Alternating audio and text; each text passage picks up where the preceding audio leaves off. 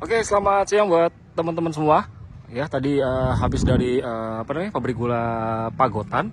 Nah, ini saya ke sisi sebelahnya. Ini tepatnya saya mau lihat sebuah bekas stasiun ya, bekas stasiun yang juga bernama sama, yaitu Stasiun Pagotan atau yang dahulu bernama dengan atau kelasnya itu halte Pagotan yang sudah ada sejak atau dibuka sejak tahun 1907. Nah, ini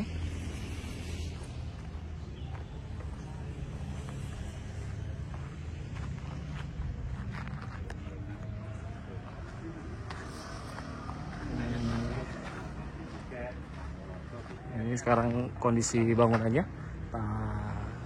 Halte Pagotan, stasiun Pagotan, masih ada bekas papan nama stasiunnya. Ini terus, lalu yang ini adalah WC lamanya atau kamar mandinya. Ini memang secara bentuk bangunan tuh mirip dengan Kanigoro ya, begini modelnya. Sebenarnya itu ada gerbang PG, kemudian dulu ada jalur cabang masuk ke situ. Ini di bagian emplasmen di sini ya.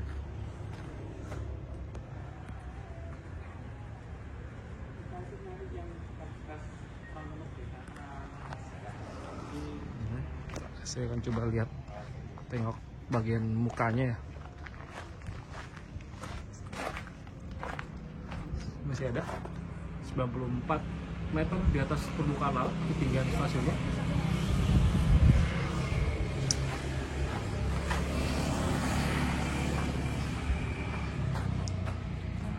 Ini bekas toiletnya ya dari depan. Lalu ini adalah kondisi dari muka stasiun. Ini ada jalan, akses jalannya ya dari dari jalan ke depan muka stasiun. Jadi ini adalah fasadnya di sini, lalu di belakang sana itu sisi seberangnya yaitu emplasmennya. Ya, jadi sejak dimatikan ya di dekade 1980-an ya. Sehingga saya itu antara 81 sampai 84 jalur antara Madiun ke Ponorogo itu sudah total full dimatikan oleh PJK pada saat itu. Mungkin karena sudah dianggap terlalu tua sarana prasarananya. Padahal kalau kita lihat di di beberapa video-video atau dokumentasi dari fans luar negeri yang sempat berkunjung ke Jawa, lalu kemudian mereka melihat atau mendokumentasikan jalur dari Madiun ke Ponorogo dengan beberapa lokomotif seperti seri B50 lalu B53, itu penumpangnya masih cukup ramai naik kereta api. Tentunya dengan harga yang murah, makanya kereta api saat itu diminati, khususnya untuk masyarakat golongan kelas bawah.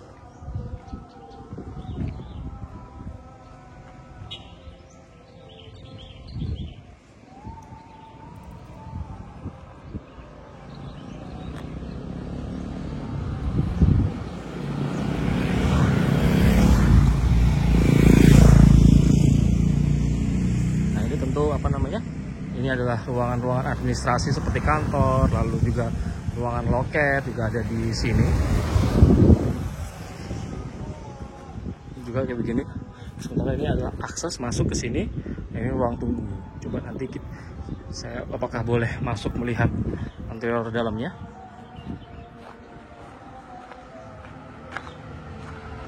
Oke, jadi seperti saya udah jelasin ya, bahwa halte Pagotan atau stasiun Pagotan ini berlokasi langsung bersebelahan berdampingan dengan pabrik gula Pagotan yang ada di Madiun sini. Nah, halte Pagotan itu diresmikan bersama dengan jalur Madiun Melilir ya, itu di bulan Mei 1907. Namun kereta kerja itu masuk dalam bahasa Belanda itu work train. Itu kereta proyek yang membawa material lalu juga pekerja-pekerja itu telah sampai di sini sudah bisa sampai di sini itu di akhir Maret 1907. Jadi beberapa bulan sebelumnya memang kereta sudah sampai di sini. Sudah bisa dilalui kereta, namun penggunaan regulernya itu baru dilakukan pada bulan Mei 1907. Itu tepatnya dari Madiun ke Melilir, lalu dari Melilir ke Ponorogo. Itu di tahun yang sama, kemudian di tahun 1920-an itu dibuat lagi cabang dari Ponorogo ke daerah ke barat ya, kalau salah itu ada dari Sumoroto ke Badegan dan lain-lainnya itu menyusul di sebelumnya, dibuat setelahnya. Nah, untuk teman-teman ketahui juga bahwa jalur antara Madiun ke Ponorogo ini merupakan jalur yang diklaim atau diakui oleh SS. Ini merupakan jalur tram pertama yang dibangun oleh negara, atau dalam hal ini oleh SS ya. Dari segala apapun literatur yang ditulis oleh S. Arijma utamanya, yaitu dari Gerenboek Stadspoor en Tramwagen di tahun 1925, lalu juga ada Indispoorweg Politik tahun 1919 atau 1920, itu menyebutkan bahwa secara spesifik jalur antara Madiun ke Ponorogo itu dikategorikan atau dijelaskan secara rinci bahwa jalur ini merupakan jalur tram pertama kali yang dibangun oleh negara atau dibangun oleh Stadspoorwegen. Jadi begitu. Nah, fungsi utamanya ya sudah pasti ya, selain untuk orang ya mengakomodasi pengangkutan pabrik gula yang ada, yaitu Kanigoro, Pagotan, dan juga dulu pernah ada juga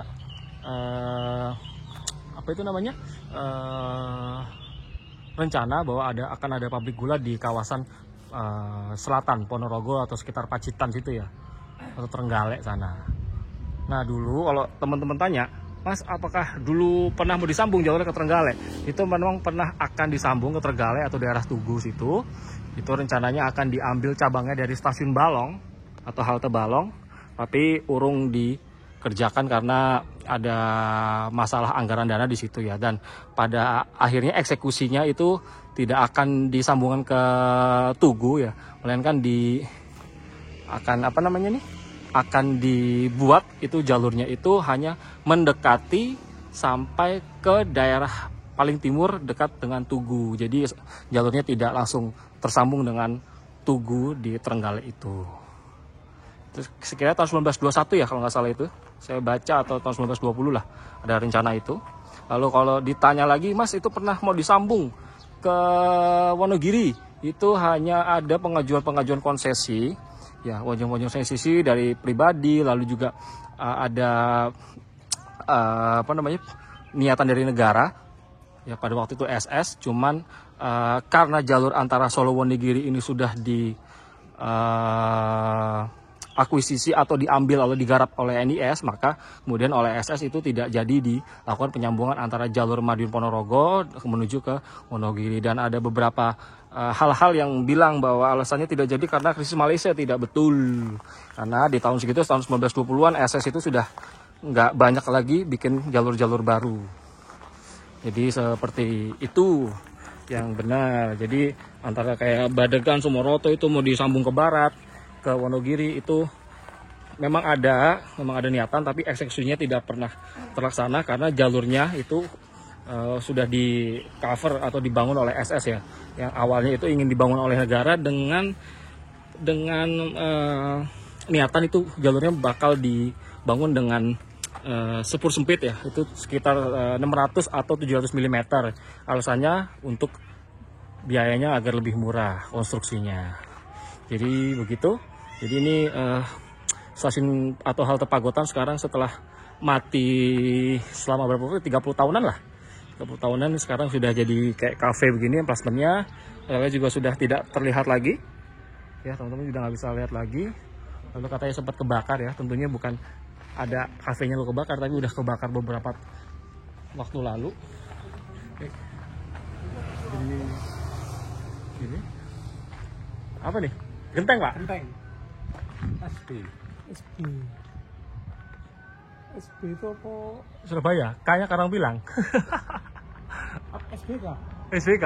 Mana? SB tak mana? SB. Genteng Karangpilang tuh yang pernah tak lihat tuh di ini Jatirogo itu loh. Stasiun. Iya, pakai gentengnya Karangpilang. Tulisannya ada Karangpilang. Karangpilang, Pak. Surabaya itu. Iya.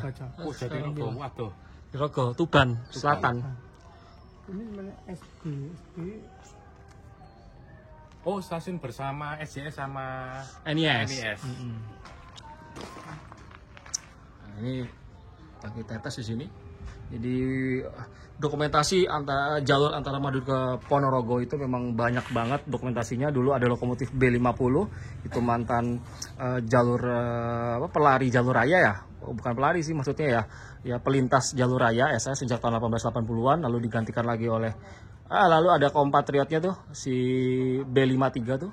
B53 yang lebih gede ukurannya, itu masuk di Madiun juga, tapi ya mantan pelintas jalur raya juga. B51 nggak pernah? B51 nggak masuk sih mas. B51 itu banyak di jalur utara, Surabaya ke Bojonegoro, Cepu, nah itu banyak tuh.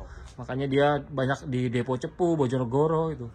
Itu si Sun itu, itu kan kecatat, ya? iya Bojonegoro, terus juga pernah kecatat juga pernah di Cepu, gitu-gitulah. Kalau B50 udah pasti orang kenalnya di Madiun Ponorogo. Nah itu logonya masih ada di Taman Mini. Tapi tahun 1927 kalau nggak salah boilernya pernah diganti dari Hohenzollern karena lokomotif aslinya itu dari Sub Stewart, Inggris. Jadi begitulah. Mas Agung mau nambahin bagaimana kesannya setelah ke halte Pagotan, nggak pernah jalur non aktif lagi, tapi sekarang ribet pabrik gula, teknis-teknisnya dan lain-lain. Ya terkesan aja apa lokasi stasiun Pagotan di sebelahnya pabrik gula, belakangnya pabrik gula, pas deket Dengan ini ya, pabrik gula ya. Nggak seperti pabrik gula yang lain yang agak jauh ya. Ya agak jauh betul. Ini cuman paling berapa meter? 20 meteran ya? Dari batas ininya kan cuma dari pagernya ini ya. Pagernya. Tapi kan aslinya udah langsung berhimpitan nih mas antara emplasmen sama area pabrik gula kan. Berarti dulu di sini ada jalur lori, jalur apa namanya logonya? Iya jalur cabangnya lah yang masuk. Ada yang masuk ke sini sama 1067. 1067. Ya itu mungkin mas, pagar itu kan agak menyerong mungkin ya dugaanku ke situ. Iya. Karena kalau pagar dekat emplasmen juga tadi kan. Iya benar emplasmen di situ. Di belakangnya ini bangunan remis loko ini, dok loko ini. Dok loko. Ini kan enggak jauh dari yang tempat kita tadi di belakang. Loko-loko ini kan. Iya betul. Pas di belakangnya sih. Iya sebelah sana itu.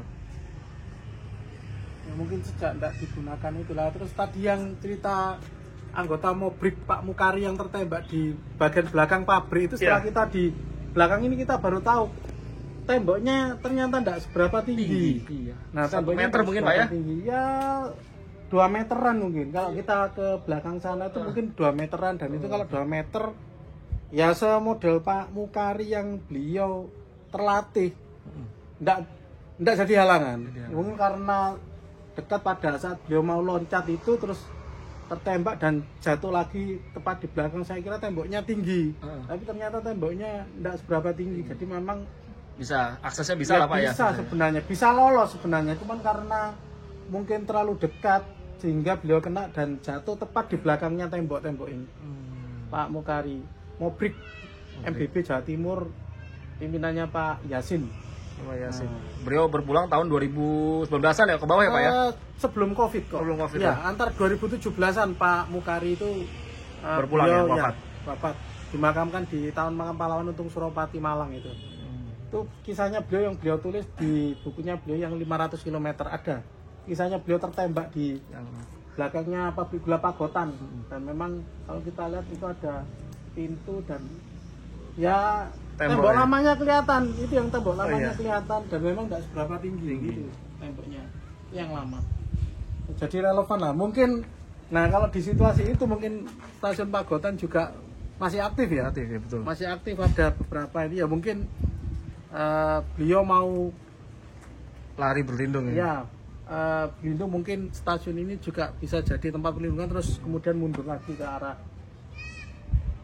timur sepertinya di sebelah sana. Nah ini ya masih relevan, kebetulan pas ada tembok yang agak tua di sebelah sana baru kelihatan ya memang nggak seberapa tinggi tuh. Keren, dari belakangnya baru kelihatan. Itu ada 4 cerobong. Mas Agung, itu kenapa ada 4 cerobong mas? Ya, tergantung dari ini apa kapasitas kebutuhan uapnya. Cerobong baru, cuman cerobong lamanya kan ada tulisannya Pagotan yang mana ya tadi ya? Lama kayaknya di depan sana mas. Ada Pagotan, pabrik gula lama. Ini kan cerobongnya mas. Iya itu. Yang oh iya kelihatan. Nah itu. Oh iya itu. Itu yang tadi mau ke sana nggak jadi karena aksesnya itu. Akses. semeriwing. Itu ya. Ini cerobong lama.